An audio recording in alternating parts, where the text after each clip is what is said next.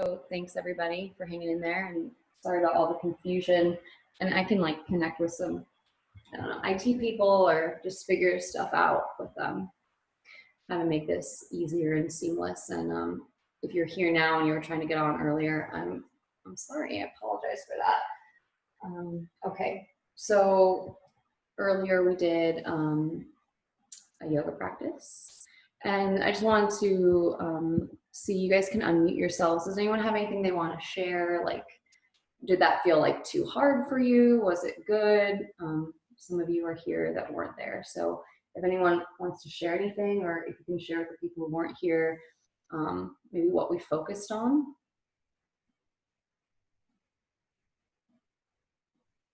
Anybody? Today, like we did a lot of like Pilates stuff. So that was nice. I think it was a little bit more challenging than what we did last time. So, but it was good. I personally love this one. It was like I do Pilates a lot off of the app FitOn, and it was just like those things, and I just enjoy doing those. So, Deja, how was it for you? Deja. I enjoyed it. Awesome. Okay, cool. And then everyone else, I guess we'll just watch it later. So my kind of plan for the structure of this class is that we'll going to begin with, like we did this morning, a little meditation, grounding, and then maybe a little talking and a theme. And we'll do our like main kind of practice. And then this last part of class will be kind of more like lecture and that sort of thing.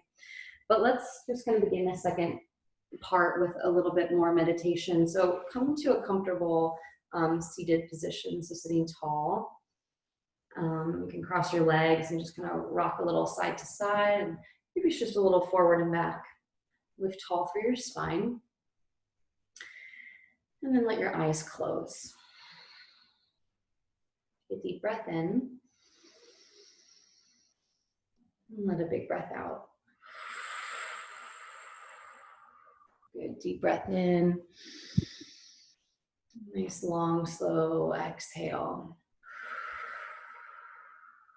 Again, breathe in. And let it go. And just bring your attention kind of down into your hips, into your pelvis, into the low belly. And then just breathe deeply down into your low belly. See if you can send your breath down low. Expanding and contracting. And see if you can sit up a little bit taller and send your breath into the mid-ribs. Ribs expanding to the sides. Drawing back in. And then breath moving up into your chest. Breathe in deeply. Exhale. And with the eyes closed, just breathe down into the low belly. Out to the ribs. And up into your chest. Exhale the chest, the ribs, the belly. Deep breath in. Big exhale.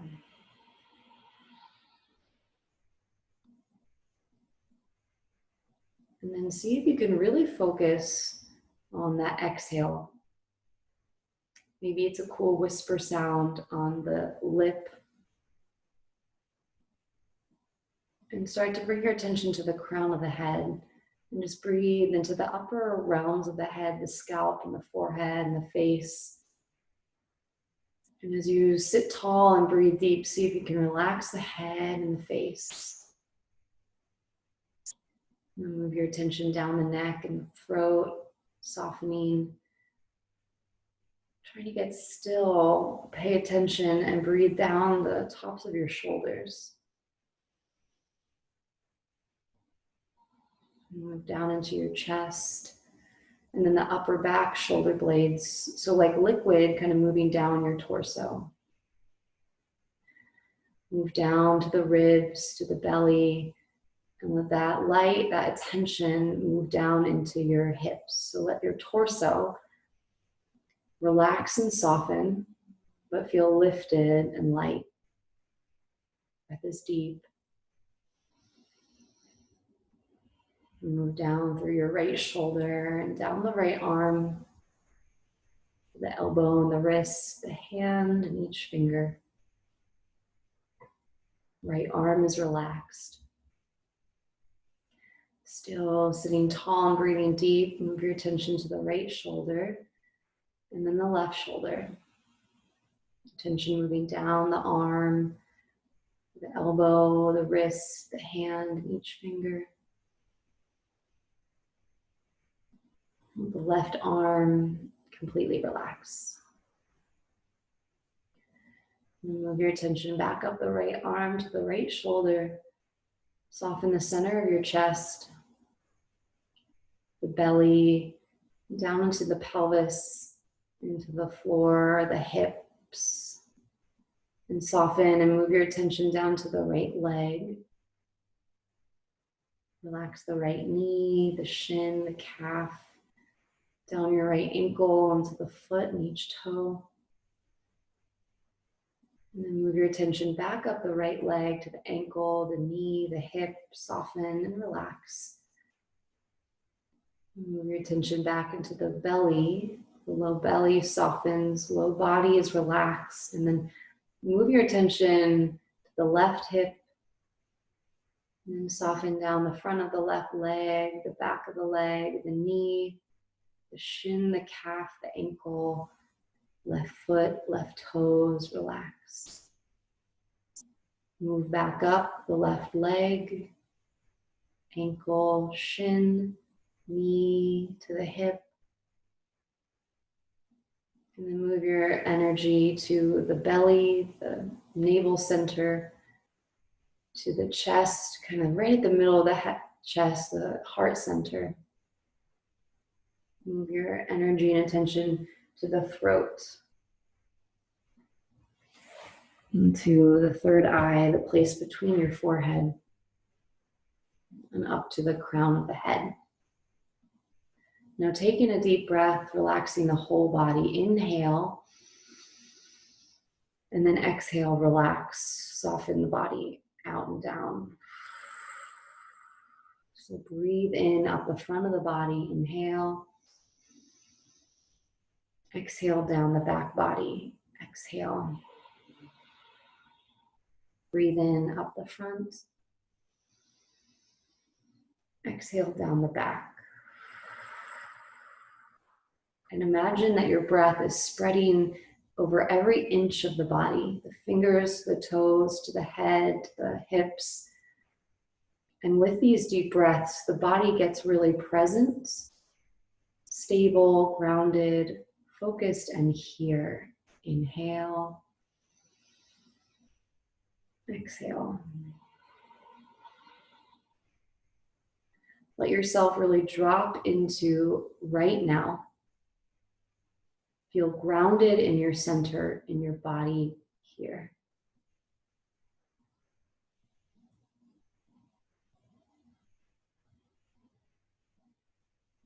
Soften the forehead, the jaw, the eyes. Let the breath be really light and buoyant.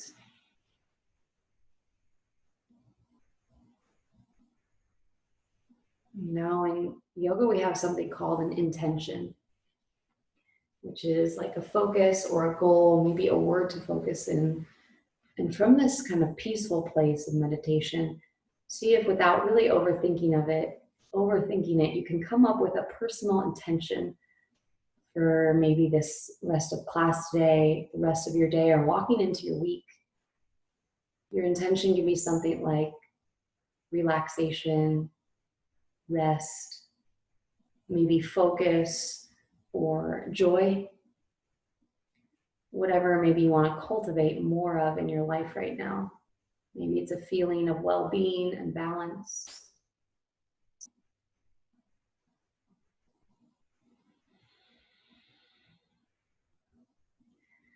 And then whatever your intention is for today, see if you can make it into an I am statement. So a positive statement in the present tense. So if my intention is to feel more balanced, my statement will be, I am balanced. I am balanced. I am balanced. And that can be physically, emotionally, mentally. So see if you can stay focused and then take your intention and share or say it to yourself in a present I am statement. So I am strong. I am productive. Breathe deep. I am focused. I am relaxed.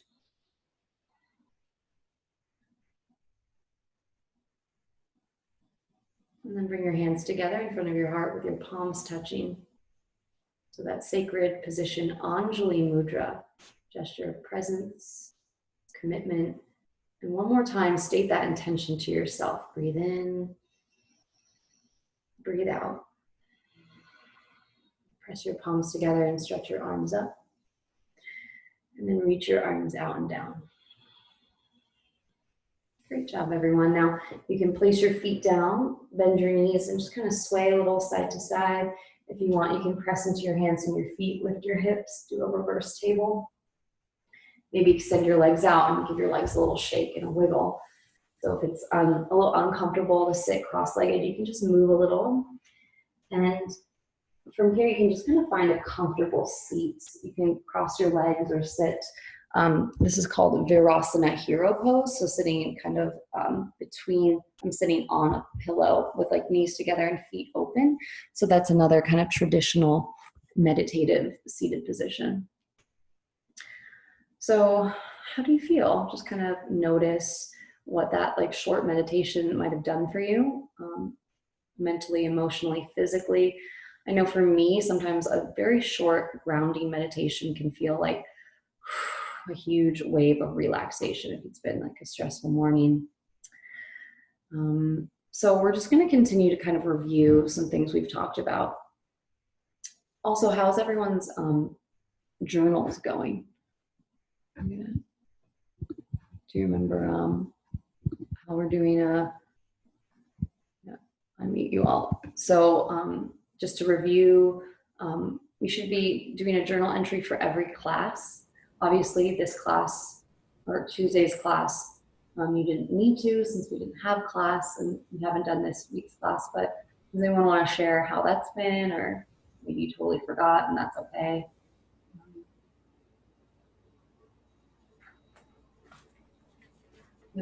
Or not, that's totally fine too. So just don't forget that part of your participation is to just write a journal entry after every practice, and it doesn't have to be really like perfect or intense, like what Brooklyn and Kaylee kind of shared. Oh, like today's class was harder than last week. I loved the Pilates. I was surprised how relaxed I felt at the end. I felt like I could fall asleep, or it was way too hard. So just kind of sharing, just kind of noting an asana, the posture journal can be really helpful in your yoga journey. So just kind of to review some of what we talked about last week, how we're going to view yoga this semester is through kind of the 8 limbs of yoga. You all have your book. Maybe you have it by now. If you don't, hopefully it should be coming. And this weekend, I'm going to give you some reading assignments out of it to dive a little bit deeper into, those, some of what we're studying. So what we talked about on last Thursday about the 8 limbs, we'll just do like a little review of that now. So the first limb is yama. Yama means to restrain, to control. The first 2 limbs, yama and niyamas, are like similar to the 10 Commandments, kind of like these ethical principles to live by. And yamas are kind of like the social restraints. So there's ahimsa, nonviolence, satya, truthfulness. So the yamas, those first 5 kind of principles to live by. Yeah, ahimsa, nonviolence; satya, truthfulness; asteya, non-stealing; brahmacharya, right use of vital energy or sexual energy; and apigraha, non-hoarding or non-grasping. The second limb, the niyama, that's the kind of personal observances. So how we want to kind of engage with ourselves, how we can show up and be like the best students, friends, family members, yogis we can be. And the 5 niyamas are saucha, purity. So like coming to class, having showered and smelling normal and kind of together. Our bodies are clean, our spaces are clean, and also through our minds. So our mind and our thoughts are pure or good or clean, whatever, however you personally define that. And we want to look at these yamas and niyamas through the lens of our actions, our thoughts, our deeds, our words. So it's kind of like a big inventory, like an overhaul, if you really apply these principles to your lives. The second niyama is santosha, contentment. We shared about how you can cultivate santosha by practicing gratitude. Tapas, which means self-discipline or fire or heat. So yeah, sometimes we need a little like oomph, a little fire under us to get moving, to get going. This is also kind of talked about in the yoga world with like digestion. If you talk to like a nutritionist and there's something called Ayurveda, which is the sister science of yoga. It's kind of a wellness and health system similar to traditional Chinese medicine, if anyone's familiar with that, like acupuncture. So in India, it's called Ayurveda, and Ayurveda really looks at like the whole body wellness. So if you're in India, you might go to a Ayurvedic doctor or wellness practitioner if you have like a cold, and they also will address like maybe your diet or your movement or your emotional, mental life, that sort of thing, which is really interesting and something I really align with. I think that's accurate. So tapas is also that like fire and heat we need with our digestion to keep everything moving in our bodies, right? Pooping, that's what I'm talking about, in case you didn't pick up on that. So just like eliminating and eating really good, healthy foods that we can just like keep moving through, basically. The fourth niyama is svadhyaya, self-study, self-inquiry. And then the fifth niyama is Ishvara Pranidhana, which means kind of like surrender to God or to a greater power. So the first 2 limbs, yamas and niyamas. The third limb is asana. So asana means posture, positions or yoga poses. So, and I'm sorry if this feels like too much of a review. I think it's really helpful to keep going over things so they can really land, help you memorize. So most of yoga, if you go to a yoga studio, will be an asana practice, but hopefully we'll incorporate other elements in the 8 limbs. So asana, posture, means comfortable seat. The fourth limb is pranayama, which means breath control or breath retention. So there are a lot of different pranayama exercises we've been doing already. You might kind of remember the 3-part breath, which we've done so far today. The square breathing, which we did, lion's breath. So we'll continue to learn a lot about pranayama, breathing, and I think that's one of the greatest tools you can walk away from this class with, is an insight into how to control and really use your breath. That's kind of what I heard a lot from last semester, is the most helpful part, especially during stressful times, is to really learn to tap into the breath, to like land in presence, and to kind of control your feelings, your thoughts and emotions. And especially right now in our world with this pandemic and so much uncertain and all this change, just having those little tools and skills to be able to self-soothe and calm can really be quite powerful. So the 5th limb is pratyahara, which means sense withdrawal. So kind of going inward, and kind of a traditional way to do that in a yoga class would be to wear like a blindfold or a face mask and just kind of move around with the eyes closed and really kind of notice without the eyes how you can enhance the other senses. So pratyahara, that's the 5th limb. And then we use pratyahara to control our we can also use to control the physical discomfort. There are a lot of studies that have shown a meditation practice can really help anyone struggling with physical pain management, kind of leaning in and visualizing directly into what's going on, that pain scale, and tuning into it with different senses can really help lessen pain. The sixth limb of the 8 limbs is dharana, and the third 3 limbs kind of go together. So dharana is concentration or focus, to hold. That's my mantra a lot. I don't know about you all, but I can get very easily distracted. I was diagnosed with like ADD when I was super young. So focus and concentration. And I found that yoga and meditation has like really incredible effects and can be really powerful to strengthen our focus, which I think is something that we all could use more of, you know, in a world where we're super overstimulated, multitasking, a million windows open. To really focus on like a monotask can help us to get more done more effectively and end up being more productive. So the 6th limb is dharana, to focus.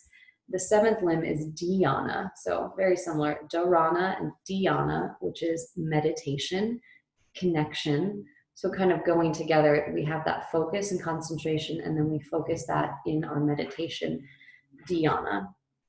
And the 8th limb is samadhi, which means kind of absorption. So it's when we pull those 2 limbs together, that focus, meditation, into kind of absorption, like a state of bliss. And some people say, that's Lulu, that's my yoga assistant, that kind of like the point of yoga is to tap into this place of absorption, of bliss, of meditation. So that's samadhi. So that's a very brief and quick review of the 8 limbs. And part of your reading in the Heart of Yoga will be kind of about that. So that's a little review on that.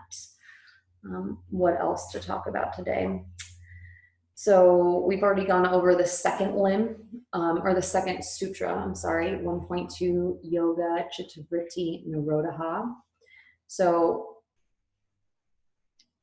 another thing I really want everyone to kind of absorb and land from this class is like, what is yoga? And like a lot of things, it's kind of open for interpretation, and you might discover your own, interpretation of what is yoga and how you can apply it to your life. So a lot of people say that yoga isn't as much like what we do, but how we do it, kind of moving from a mindful place. So you can do like CrossFit through a yoga lens, being really like slow, intentional, and mindful. You can have a meditation practice that's walking and really like notice your feet. You can have a mindful yogic relationship with your dog and just like stare into your dog's eyes and pet them and love them and be really practicing yoga in that way. What this course is mostly is teaching you yoga asana, the postures. And the asanas are a way for us to not only strengthen our body, get strong, but to stretch. So we want to think about the yoga practice to be flexible and strong. So there's Yoga Sutra that talks about effort and ease, sthira and sukha. So sukha means soft and sthira means steady. So the goal for our body, and I always think the first goal for our body is to be like well, to be balanced, to be free, to not be in pain, pain-free, injury-free. And that's why our yoga practice also can really help if you're an athlete or doing other physical things, or just a person living in the world that might have like back pain or shoulder or neck pain. So finding that balance of strengthening and stretching. And the other part of our yoga practice that can be really powerful is just kind of learning and noticing our body patterns. When I first started yoga, I was like pretty weak in my upper body. Like I could hardly do a push-up. And I thought I was super flexible, which I was, but I found that I got more flexible the stronger I got. So what we did today with kind of like that strengthening and then stretching, that can be like I found the healthiest and most effective way to create more flexibility is to really engage the muscles and then soften. And this is where yoga kind of comes into our lives. It's like all things, we want balance. So, with like relationships, you want to like have flexibility, like see friends, and then also have like your own personal relationships. So like not being like super codependent or like obsessed with your friends. And that's just like one example. Or like with food, like just having that like really right balance of like food is for fuel and also for enjoyment, but like hopefully not like eating like a million meals a day and like tons of junk food, but just kind of finding that balance, like what works for our individual bodies. So yoga means to yoke, union, connection, and that's another way you can kind of make this personal to you. So whatever you're trying to connect to. So maybe you signed up for this class because you wanted to kind of find more relaxation and peace and like balance in your bodies. So that's a way for you to kind of connect to yoke, union. I mean, maybe you signed up because you thought it'd be like an easy A, which is actually something people have said to me. Like, I mean, is it? I don't know. I hope not. I hope that's not why you're taking this class. But if it is, I think it is easy to get an A in this class just because you just have to show up and do your best. And that's all I'm kind of basing your grades off of. Also, obviously, like your participation and finishing assignments. But yeah, so that's what our yoga is. It's presence.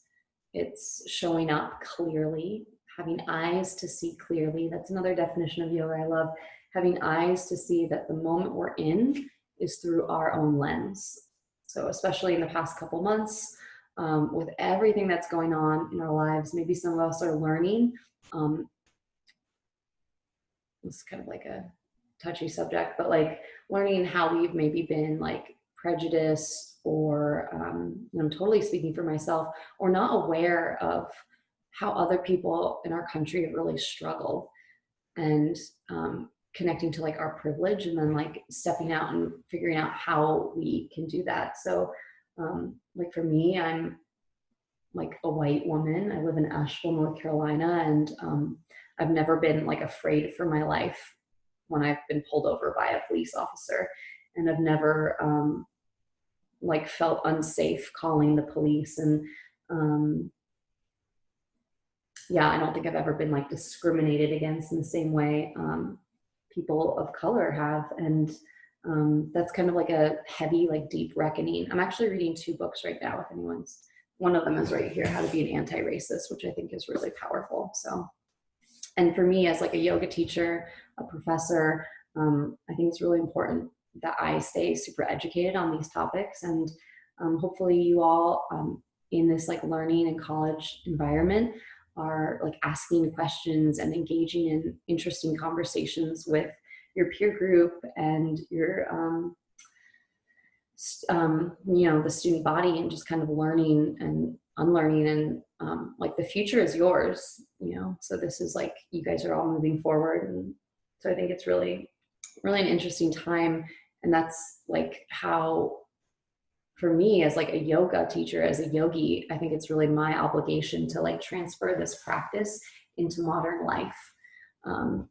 So those are just some more kind of like esoteric teachings about yoga. So yoke, connection, union, having eyes to see clearly. So meaning like the eyes I see things through, or through my lens, from influenced by my upbringing, my teachers, my experiences, and knowing that someone who lives right next door to me can have a completely different experience of life, of living in the town I'm in, on the street I'm in. So really kind of walking through life with a little more understanding and patience and love for other people. Another kind of definition of yoga is just like presence, being really present and showing up for all of our experiences in a powerful way.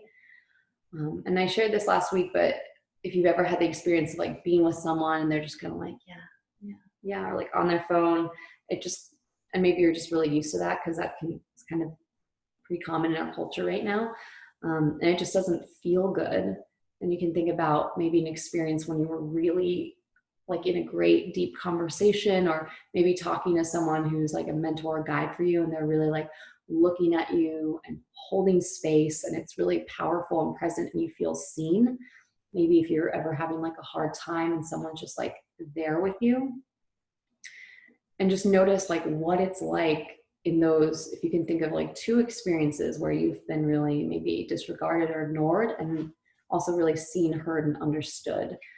So that is like the power of presence. And I also am someone who really believes that having conversation with like mindfulness and presence can be just a really healing experience. So I don't know if any of you have like ever been to therapy or been in any sort of therapeutic communities or counseling. And I'm personally someone who really believes in therapy and thinks everyone should have like a mental health checkup every year, especially you guys are all in college, which can be a super fun time, but might be also a super stressful time right now. So just having safe spaces where you can share your experience, especially the struggles, and just be heard, and maybe without giving advice or anything like that, that can be a really healing and powerful experience. So I challenge you to, in conversations or interactions, practice just being like an active listener. So active listening means like really hearing someone. Sometimes we're in conversation and we're like already excited and like thinking about what we're going to say next or what we're going to do. I don't know if anyone else is ever like daydreaming. So if I'm having a conversation with my friend and she's just sharing how she's super overwhelmed and stressed right now, just like listening and saying, yeah, and not saying like, oh, well, you should start running or you should do yoga and start to relax and not be so stressed all the time. But just saying like, wow, I hear you. That sounds really hard. It sounds like someone in your position would feel really stressed right now. Or, you know, like, what can I do to help? Or is there any way I can support you? So kind of asking like open-ended questions and giving feedback like that. So maybe this week, if you're ever in conversation, probably some of you are still home with people in your family, just how you can really show up in a powerful way. So let's do a little more breathing, and we'll just kind of relax and do a final rest and meditation, and then class dismissed. So come into cross-legged position again. So kind of the two traditional meditative poses, which I've already shared: Sukhasana, like crisscross applesauce, or Virasana, hero's pose. So that's on your feet with your knees together, or sitting between your feet with your knees together. And that might not be comfortable. You can also always sit up on a bolster, a pillow, or a blanket. So I'm going to sit in Virasana. You can do whatever feels best for you. So again, see if you can really lengthen through your spine here. Bring your shoulders up towards your ears, and then circle your shoulders around, back and down again. And shake your shoulders a little at the bottom. Let your eyes close. And then really bring your focus in, connecting to the breath. So before we kind of move into any kind of fancy breathing exercise, pranayama, just simply breathe deeply here. And bring your attention in the body. Notice if there's tension anywhere in the jaw and the face, in the shoulders and the hips. And if there is tension anywhere, see if you can kind of lean into it. Notice that and soften it. Now let's take a couple cleansing breaths. So we're going to breathe in through the nose and sigh out of the mouth. And try to lengthen the exhale. So take a deep breath in, and then big sigh, let it go. You can let some noise out on your exhale. Take a deep breath in, big sigh out of the mouth. And then one more deep breath in, big exhale. And then if you can, seal your lips and just breathe deeply in and out of the nose.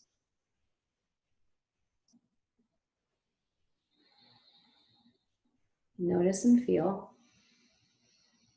See if you can show up with non-judgment here.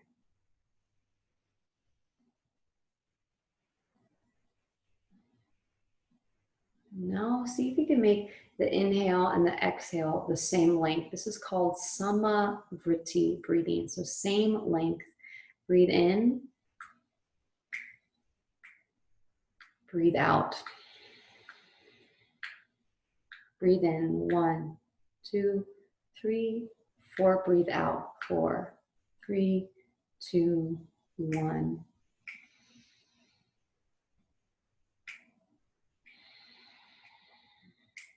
And just focus on the breath. Inhale.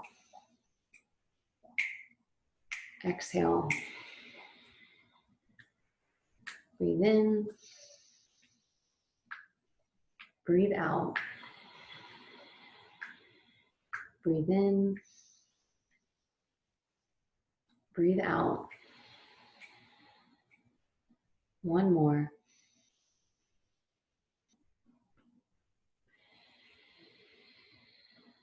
Now let that go. Now we're going to do square breathing. So that's where you breathe in, hold the breath, breathe out and hold. So you can kind of imagine a square in your mind. So breathe in, the first side, hold, breathe out, exhale. So like you're drawing a square in your mind. So lift your shoulders up, draw your shoulders back and down, so sitting nice and tall. You can also sit in a chair if that's more comfortable. Lift tall through your spine. And we'll start our square breathing. So eyes can be closed if that's comfortable, or take a soft gaze on the floor in front of you. So take a deep breath in for 1, 2, 3, 4. Hold the breath. 4, 3, 2, 1. Exhale. 4, 3, 2, 1. Hold. Again, inhale. Hold. Exhale. Hold. Next round, inhale. Hold. Exhale. Hold. Inhale. Hold the breath. Exhale. Hold. Breathe in. Hold. Exhale. Hold. Last round, inhale. Hold. Exhale. Hold. And then let that go. Resume your normal breathing. Now from here, you can come to lie down on your back for kind of a final Shavasana relaxation pose, or sit up tall, and we'll just let the body rest and get still and quiet. So continue to sit and lie down. And then here, just allow your body to rest and get heavy. Get still. And see if you can kind of let some of what I'm saying sink in, drop in, or maybe just wash over you. And then feel into your bones. Let your bones get heavy, connecting. And then see if you can kind of feel the muscles over the bones. Let your muscles kind of soften. All the muscles in your neck and your shoulders and your back relax. And then feel the skin, the biggest organ of the body, the skin covering all the muscles and bones, the joints and ligaments. And let your skin soften off the muscles, and let your muscles soften off the bones. Let your bones get heavy. And then go in and see if you can soften and let the internal organs relax.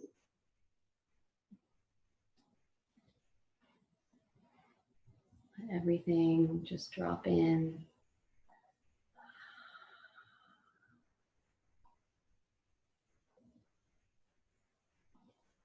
And then turn off the mind just for a couple minutes here. See if you can let the mind go. Let the body relax. Feeling deeply present and here.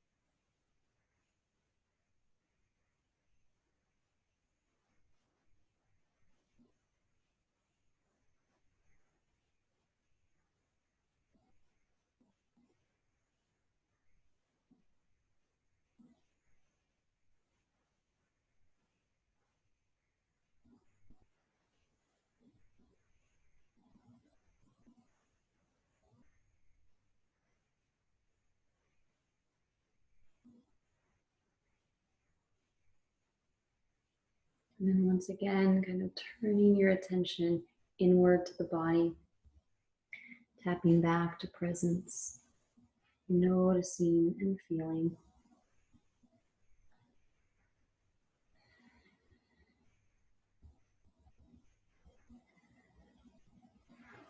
Let yourself breathe a little bit deeper. And I'll just share with you as we close here today my favorite definition of mindfulness, which is basically yoga. Mindfulness means paying attention in a particular way, on purpose, in the present moment, and non-judgmentally. It's a definition by Jon Kabat-Zinn, a meditation teacher. He says, mindfulness means paying attention in a particular way, on purpose, in the present moment, and non-judgmentally. So I invite you for the rest of your day and into next week, if you can maybe start to slow down, find more rest, you practice mindfulness. So if you're lying down, you can come up to seated, and we'll close here. And I realized just now why the Zoom links earlier were messed up, because I made a Zoom link from my phone, which I sent you anyway. We shouldn't have any more issues with Zoom, and I'll be sending you some recordings to make up for last Tuesday's class. I'll see you this upcoming Tuesday at 8, and these 2 recordings from today will be posted on my YouTube channel, which I think I put on Moodle. If you just search Ruth Morrow Yoga on YouTube, you should be able to find it. Okay, so that's it. Thanks everybody. Have a great rest of your day. Bye.